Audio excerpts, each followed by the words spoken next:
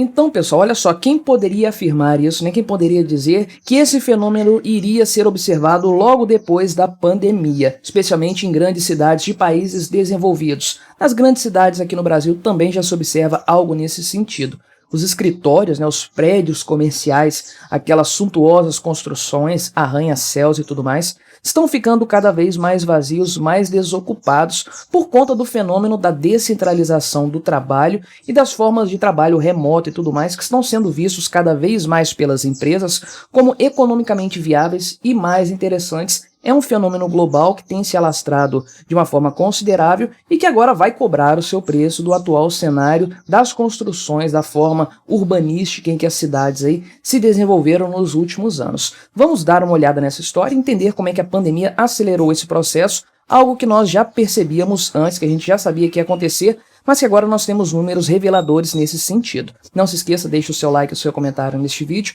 Se inscreva no meu canal se você ainda não for inscrito. Se você quiser colaborar financeiramente aqui com este meu trabalho, clique no botão Seja Membro aí embaixo com valores a partir de R$ 1,99 por mês. Você me ajuda bastante, não é? Olhando números aqui dos Estados Unidos, Manhattan, lá em Nova York, né? Um centro comercial pujante a nível mundial, né? A taxa de desocupação aí no segundo trimestre deste ano, de 2023, chegou aí a 22,4%, mais ou menos 1 em cada 4 escritórios comerciais lá de Manhattan não está ocupado, não está no momento sendo utilizado para nenhuma atividade empresarial. Lembrando que essas atividades empresariais não precisam ser aí a todo momento presencialmente 5 dias por semana ou 6 dias por semana, né? São escritórios que estão ocupados por alguma empresa, alugados por alguma utilidade. Muitos casos já não há um trabalho presencial full-time para todos os funcionários. Agora, lá em São Francisco, por exemplo, olha o baque em matéria de ocupação imobiliária, né? Antes da pandemia, a taxa de escritórios desocupados era praticamente zero. Tudo ali sendo ocupado, fila de gente querendo alugar os melhores pontos comerciais e tudo mais.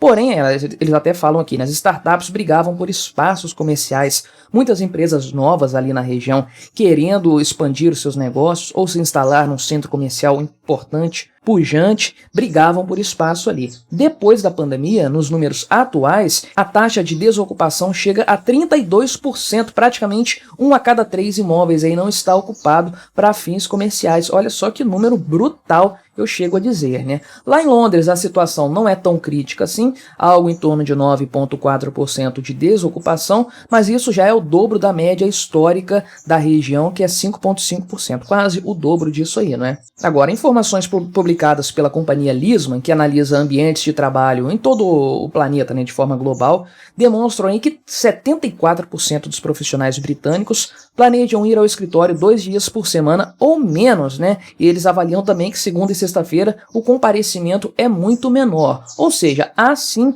uma tendência, né, uma cultura que está se desenvolvendo aí de que as pessoas compareçam menos presencialmente ao trabalho. Não significa que elas trabalhem menos, produzam menos, mas o deslocamento para o trabalho está cada vez menor. E aí o que acontece na prática com esse cenário, com essa mudança de cultura no trabalho, né, no comparecimento presencial? As empresas percebem que se todos os funcionários não vão trabalhar ao mesmo tempo, o espaço que elas precisam para alocar a mão de obra, para alocar o trabalho, os escritórios ali, não precisam ser tão grandes, né? Então aqui já se prevê, de acordo com pesquisa também dessa Lisman aqui, que as organizações, as empresas comerciais vão precisar de escritórios 30 a 40% menores do que antes lá da pandemia. Claro que empresas de locação de imóveis e espaços comerciais e tudo mais já estão amargando prejuízos, e não apenas isso, né? Empresas que locaram espaços comerciais, escritórios, prédios por um determinado período de tempo grande e que agora vão ter que continuar com essa locação até o fim do contrato, né, por razões contratuais,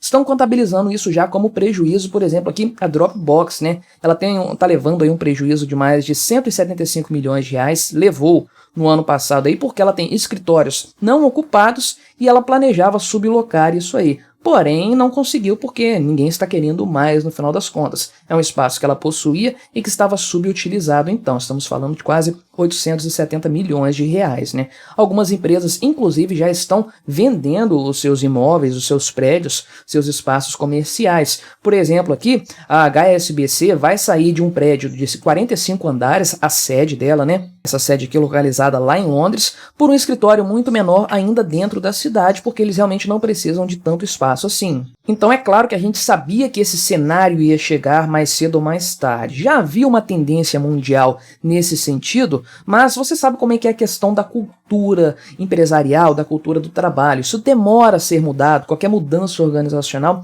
demanda um certo tempo, existe toda a questão da inércia, né? A coisa já está funcionando assim, a empresa está dando lucro nesse modelo, para que a gente vai tentar uma coisa diferente, mandar todo mundo para casa trabalhar? Teve alguns casos de home office que acabaram não funcionando, as empresas voltaram atrás e tudo mais. Então havia essa cultura, essa leniência, essa inércia em migrar para um sistema menos presencial de trabalho. Porém, veio aí a pandemia com aquele fecha tudo, com aquele lacra empresas total, né? Todo mundo em casa, ninguém mais pode voltar ao serviço e tal. E aí as empresas precisaram obrigatoriamente se readaptar a essa situação aí, uma questão de trabalho obrigatoriamente feito à distância por conta do isolamento social. O que as empresas perceberam?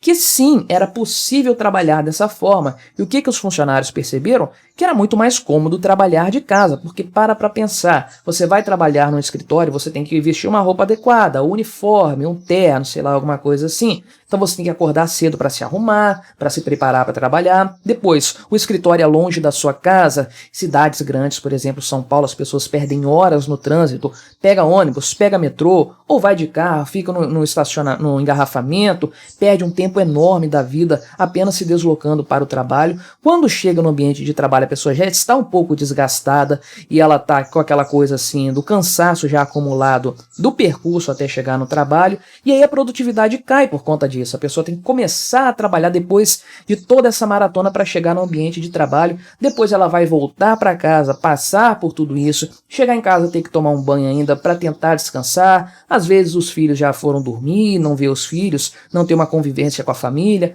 fica estressado, fica cansado, não dorme bem. No dia seguinte a coisa se repete. Então é claro que esse modelo desgastante de trabalho, que é muito comum em grandes cidades, cobra seu preço, evidentemente, né? Então existe sim um componente positivo das pessoas trabalharem juntas, né? Aquela coisa da cooperação ali presencial da equipe trabalhando e tudo mais. Porém, existe sim uma vantagem muito grande em a pessoa trabalhar de casa, trabalhar longe, assim, à distância, porque ela simplesmente vai ter muito mais conforto na casa dela e vai ter muito menos desgaste no deslocamento para o trabalho. Então, para o empregado costuma ser muito bom isso aí. E para as empresas também, volto a dizer, tem um prejuízo aí que se perde por conta da cooperação da equipe, o pessoal trabalhando junto e tudo mais, o pessoal se conhece. Por outro lado, existe uma economia de estrutura enorme, né? Cada pessoa vai trabalhar na sua própria estrutura em casa, não é preciso que a empresa banque uma estrutura ali caríssima, num centro comercial, num lugar que é muito bem frequentado ali, que é de fácil acesso para os empregados e para os clientes, né? Então isso aí acaba sendo uma facilidade para a empresa, ela para de gastar dinheiro com essas estruturas. Outra coisa também, né? Os clientes estão, assim, deixando de ir também presencialmente nos lugares por conta dos mesmos motivos, tem que se arrumar para ir bonito numa empresa lá e tudo mais, tem que se deslocar até lá, gastar tempo, gastar dinheiro para chegar na empresa, e hoje você consegue resolver a maior parte dos seus casos aí, dos seus problemas, de forma remota também, via celular, via internet, enfim, tem N formas de resolver, de ser atendido por uma empresa à distância também, né? A gente viu isso primeiro acontecendo com os bancos, mesmo antes da pandemia, né? Porque você começou a resolver muito mais questões bancárias pelo celular. Convenhamos, ninguém gostava de ir em banco, é um suplício você ir na agência bancária. Então, conforme os bancos começaram a disponibilizar serviços exclusivamente pelo telefone, ou não tão exclusivamente, você pode ir na agência ainda, mas deram essa opção. E quando surgiram também as fintechs, que são sim exclusivamente feitas de maneira digital, e você percebeu que você pode ter um banco sim, sem agência, sem ter presencialmente um gerente para você ir conversar e tudo mais. Quando você percebeu que esse modelo dava certo, enfim, agências bancárias começaram a ser fechadas por toda parte, porque não faz mais sentido mantê-las, né? Então estamos vendo esse fenômeno de forma generalizada e isso foi catapultado por conta da questão da pandemia. Agora, o que fazer com esse monte de prédios, de estabelecimentos comerciais nas cidades que tendem a ficar cada vez menos ocupados. E a grande questão, né, o que vai acontecer com os centros das cidades, que já estão tendo problemas atualmente de subocupação e que a coisa tende a piorar cada vez mais, né, porque, convenhamos, os centros das cidades são lugares muito feios, atrozes, lugares estranhos de se viver também, tem uma série de problemas urbanos, poluição, violência, a aparência do lugar não é muito bonita, enfim, é um ambiente estranho, né? Então já existe esse movimento há algum tempo. Agora, o que vai acontecer com os centros urbanos, com essa tendência da desocupação de espaços cada vez maior que nós temos observado nos últimos anos e que só tende a aumentar, diga-se de passagem, uma tendência que foi agravada pela pandemia, mas que já vinha acontecendo e que veio para ficar. A tendência é que esses prédios fiquem cada vez mais vazios. Essa própria reportagem aqui da Folha de São Paulo diz que os prédios estão sendo reaproveitados para a questão de habitação. Será que vai dar certo transformar isso em casas, transformar em residências, em prédios residenciais? Vamos ver daqui para frente como as coisas vão se comportar. Mas aquele antigo cenário das grandes cidades, metrópoles, com um comércio, um mundo empresarial pujante nos seus centros comerciais, isso aí ficou no passado. A economia mundial caminha para um cenário aí de total pulverização, descentralização, atores múltiplos trabalhando em diversas partes do mundo, não só em outras cidades ou fora do bairro principal do centro, em outros países e cooperando entre si por meio da tecnologia. Acredito que esse é o cenário. Vamos ver como as grandes cidades vão lidar nesse novo modelo de negócios, né? Mas o que você achou dessa história? Colabore com o nosso debate, se inscreva no meu canal se você ainda não for inscrito e até a próxima.